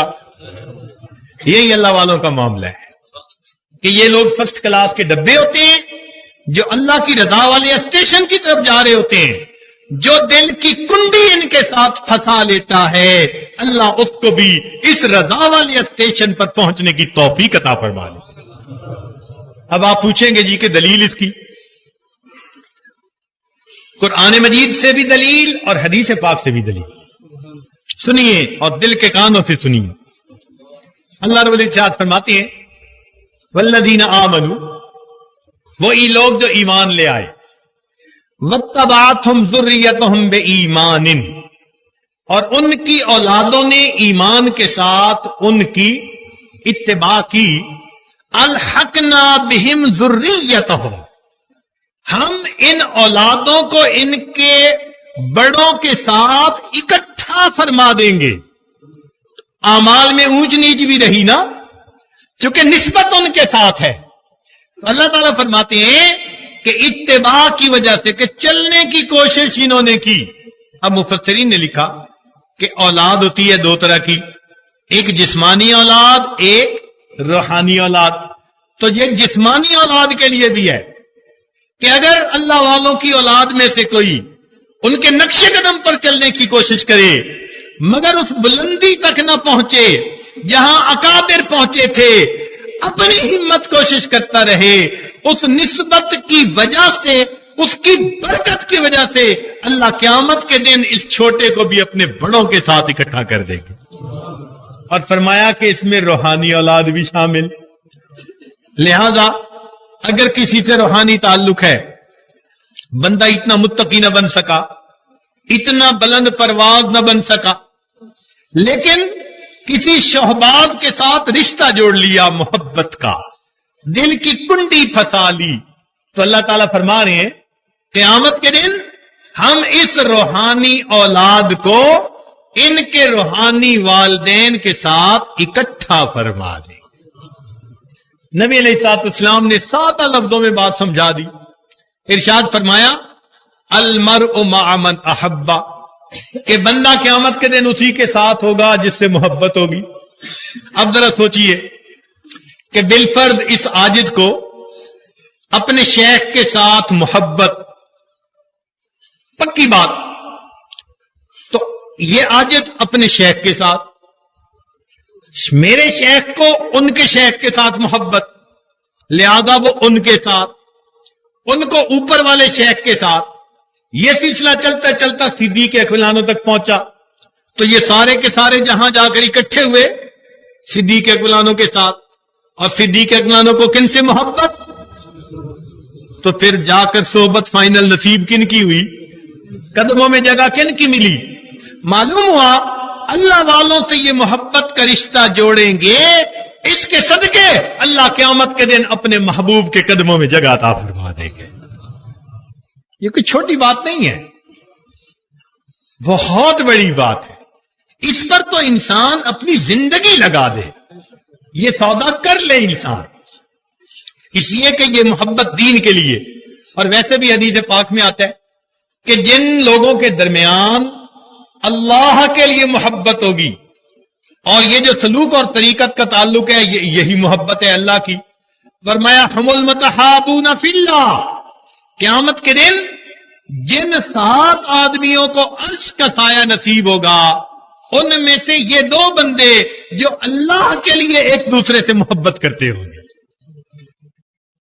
تو پھر اس محبت کی کتنی قدر کرنی چاہیے، کتنا اس کی لاج رکھنی چاہیے، اس کو مضبوط سے اضبط کرنا چاہیے، تاکہ اللہ رب العزت اسی محبت پر ہمیں زندہ رکھے اور اسی محبت پر ہمیں دنیا سے جانے کی توفیق عطا فرمائے۔ پھر قیامت کے دن اس کے نظارے آپ دیکھیں گے۔ ہاں، ان بزرگوں کی صحبت میں بیٹھ کر انسان اکڑے نہیں، فخر نہ کرے، اپنے آپ کو کچھ سمجھنے نہ لگ جائے۔ شیطان اس راستے سے بھی تو پھٹکار دیتا ہے نا بندے کو کہ میں تو بڑا قریبی ہو گیا ہوں اور میں تو بڑا طاقت رکھتا ہوں، اور میں نہیں، یہ میں ہی تو بندے کو مٹاتی ہے، مروا دیتی ہے۔ اس لیے عاجزی دل میں ہونی چاہیے، شکر ادا کرے اللہ کا، اور طبیعت کے اندر میں آنے کی بجائے عاجزی آنی چاہیے۔ عاجزی جتنی ہوگی اللہ کے ہاں اتنے مقبول ہوں گے۔ چنانچہ ایک عجیب بات کتابوں میں لکھی ہے کہ ابراہیم ادم رحمت اللہ علیہ نے جب توبہ کی تو یہ بلخ کے بادشاہ تھے، انہوں نے ارادہ کر لیا کہ میں بیت اللہ شریف کی زیارت کے لیے جاتا ہوں۔ ہر قدم پر یہ 2 رکعت نفل پڑھتے ہوئے گئے، ایک قدم بڑھاتے مصلی بچھا کے 2 رکعت نفل پڑھتے، پھر قدم بڑھاتے 2 رکعت پڑھتے، ہر قدم پر 2 رکعتیں پڑھتے پڑھتے تقریباً 2.5 سال میں مکہ مکرمہ پہنچے۔ واہ میرے مولا، آپ کی بھی کیا شان ہے، اور آپ کے دنیا میں کیسے کیسے چاہنے والے۔ اور وہاں جا کے طواف کیا اور مقام ابراہیم پہ 2 رکعت نفل پڑھ کے دعا مانگی، اللہ تیرے بندے پاؤں سے چل کے تیرے گھر کی طرف آتے ہیں، میں تیرا وہ بندہ ہوں جو پلکوں کے بل چل کے تیرے گھر کی طرف آیا ہوں۔ اتنے میں رابعہ بصریہ بھی آ گئی، تو ابراہیم ادم نے دیکھا کہ رابعہ بصریہ پر اللہ کی خصوصی تجلیات ذاتیہ وارد ہو رہی ہیں۔ بڑے حیران، کہنے لگے رابعہ ایسا مقام تجھے کیسے مل گیا؟ تو رابعہ نے کہا کہ شور تو آپ نے مچا رکھا ہے، ہر قدم پہ 2 رکعت پڑھ کے آئے ہو، فرق بتاؤں؟ کہنے لگے بتائیں۔ کہنے لگی فرق یہ ہے کہ آپ اس جگہ پر سرے نیاز لے کر آئے ہیں اور میں اس جگہ پر دل نیاز لے کر آئی ہوں۔ میری اس نیاز مندی کو اللہ نے پسند فرما لیا۔ تو اللہ والوں کی صحبت میں رہے تو عاجز بن کر رہے، پھر دیکھو اللہ رب العزت کی کیا رحمتیں آتی ہیں۔ پھر ان بزرگوں کی جو محبت ہے وہ بندے کے دل میں ریفلیکٹ ہو جاتی ہے اور بندہ اللہ کا عاشق اور اللہ کا دیوانہ بن جاتا ہے. پھر دل اللہ کی محبت میں تڑپتا ہے, اللہ کی محبت میں اداس ہوتا ہے. انسان اللہ کے لیے راتوں کو اٹھ کر پھر رویا کرتا ہے. اور پتہ ہے نا کہ یہ محبت کیا ہے؟ چنانچہ عجیب اشعار ہیں. فرمایا محبت کیا ہے دل کا درد سے معمور ہو جانا. محبت کیا ہے دل کا درد سے معمور ہو جانا.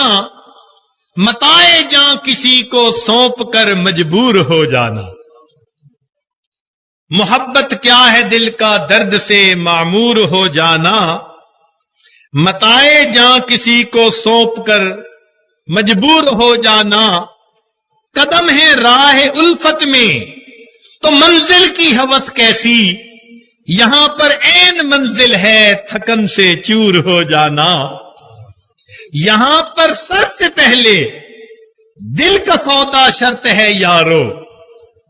یہاں پر سر سے پہلے دل کا سودا شرط ہے یارو. کوئی آسان نہیں ہے سرمد و منصور ہو جانا.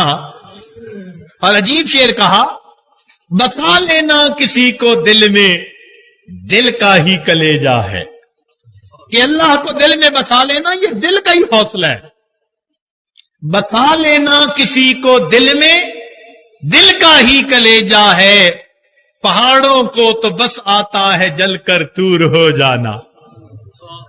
پہاڑ پہ اللہ کی تجلی پڑی تھی, ریزہ ریزہ ہو گیا تھا, سرما بن گیا تھا. یہاں پر مولانا روم رحمت اللہ علیہ نے ایک عجیب معرفت کی بات لکھی تو لوا کے لیے عجیب نکتہ فرماتے ہیں کہ جب پہاڑ پر سورج کی روشنی پڑتی ہے تو وہ ریفلیکٹ ہوتی ہے, منعکس ہوتی ہے, تبھی ہمیں پہاڑ نظر آتا ہے. اگر منعکس نہ ہو تو پہاڑ نظر ہی نہ آئے. تو روشنی پڑی, سطح سے ٹکرا کر منعکس ہوئی اور پہاڑ ہمیں نظر آیا. تو عام دستور تو یہی تھا. جب اللہ رب العزت نے اس پر اپنی تجلیات ذاتیہ ڈالی تو فرماتے ہیں کہ پہاڑ نے یوں سوچا کہ اگر عام روشنی کی طرح یہ نور میری سطح سے ٹکرا کے چلا گیا تو میرے اندر کے حصے کو تو اس نور سے حاصل یعنی فائدہ حاصل کرنے کا موقع نہیں ملے گا. لہذا یہ پہاڑ ٹوٹ کر ریزہ ریزہ ہو گیا. میرے ہر ہر ذرے میں اللہ کی تجلیات سمو جائیں. اللہ اکبر کبیر. تو یہ محبت اللہ والوں کی صحبت میں بیٹھ کے ملتی ہے. اس لیے علماء نے لکھا ہے کہ شیخ سے جو محبت ہے وہ اس نظر سے کرو کہ یہ اللہ رب العزت کا چاہنے والا, اللہ سے محبت کرنے والا, اس کی راتیں, اس کی دن, اس کی صبحیں, اس کی شام, اس کا جو ہے اٹھنا بیٹھنا ہر وقت اللہ رب العزت کی محبت میں جو ہے گزر رہا ہے. لہذا میں اللہ کے چاہنے والے ایک دل کے ساتھ محبت کر رہا. اب ذرا نکتے کی بات سنیے. حضرت موسیٰ علیہ السلام نے دعا مانگی, رب ارنی انظر الیک, اللہ میں آپ کو دیکھنا چاہتا ہوں, تجلی دکھا دیجیے. فرمایا کہ لن ترانی, دیکھ نہیں سکتے. لیکن جب نبی علیہ الصلوۃ والسلام معراج پر تشریف لے گئے تو حضرت موسیٰ علیہ السلام نے بیت المقدس میں تو پیچھے نماز پڑھی. جب نبی علیہ السلام عرش پر تشریف لے گئے تو جب واپسی آئے تو وہاں حضرت موسیٰ علیہ السلام سے ملاقات ہوئی. حدیث پاک میں آتا ہے کہ پوچھا کہ اللہ نے کیا دیا؟ 50 نمازوں کا تحفہ. اے اللہ کے پیارے محبوب صلی اللہ علیہ وسلم, میری امت کے لیے بھی بہت تھی نمازیں جو تھی, ذرا تخفیف کے لیے چلے جائیے. نبی علیہ السلام نے دوبارہ عرض کی 5 कम हो गई, फिर 5 कम हो गई, तो 9 दफा जाने से 45 कम हो गई और बाकी 5 रह गई। फिर नबी अलैहिस्सलाम ने फरमाया भाई अब तो मुझे जाते हुए शर्म आती है। अब यहां पर 1-2 इल्मी नुक्ते उलमा ने अजीब लिखे। वो फरमाते हैं कि ये जो बार बार ऊपर नीचे आना जाना था, इसमें अल्लाह रब्बुल इज्जत अपने प्यारे महबूब की शान दिखाना चाहते थे कि अगर एक दफा जाते और वापस आते तो कहने वाले कहते जी क्या हुआ जो एक दफा कुदरतन चले गए।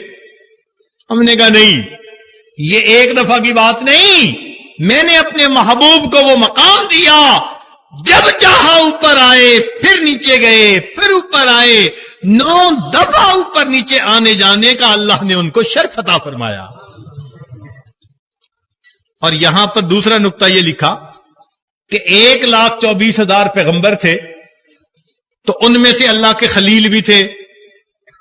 इब्राहीम अलैहिस्सलाम वो तो रास्ते में नहीं बैठे थे, अल्लाह के कलीम बैठे, हजरत मूसा अलैहिस्सलाम। इसमें क्या बात है? तो उलमा ने लिखा कि बात यह थी कि हजरत मूसा अलैहिस्सलाम ने जब अल्लाह से कहा था कि अल्लाह देखना चाहता हूं, और अल्लाह ने फरमाया था नहीं देख सकते, और अब मूसा अलैहिस्सलाम को पता चला कि अल्लाह रब्बुल इज्जत ने अपने प्यारे महबूब को अपने पास अपने दीदार के लिए बुलाया है, तो मूसा अलैहिस्सलाम ने सोचा मैं दीदार न कर सका, लेकिन मैं दीदार करने वालों का दीदार तो कर सकता हूं, इसलिए रास्ते में जाकर बैठ गए। जब अल्लाह का दीदार करके आएंगे मैं सबसे पहले इनका दीदार करूंगा। पर मैं शेख से मोहब्बत इसलिए रखो, ये वो दिल है जिस पर अल्लाह की तजल्लियाते ज़ातिया नाज़िल होती हैं। मेरे अल्लाह, मैं ये सआदत हासिल न कर सका, मगर मैंने उस दिल से मोहब्बत का रिश्ता तो जोड़ लिया। फिर देखो अल्लाह रब्बुल इज्जत के यहां कैसे कबूलियत होती है। अल्लाह रब्बुल इज्जत किस तरह बंदे को साथ खैर का मामला फरमाती हैं। दुआ है अल्लाह रब्बुल इज्जत हमें अपनी बारगाह में कबूल फरमा ले और अपनी मोहब्बत से हमारे दिलों को भर दे। उहिब्बुस सालिहीन व लस्तु मिनहुम लअल्लाह यरज़ुक़नी सलाहा व आखिरु दावाना अनिल हम्दुलिल्लाहि रब्बिल आलमीन।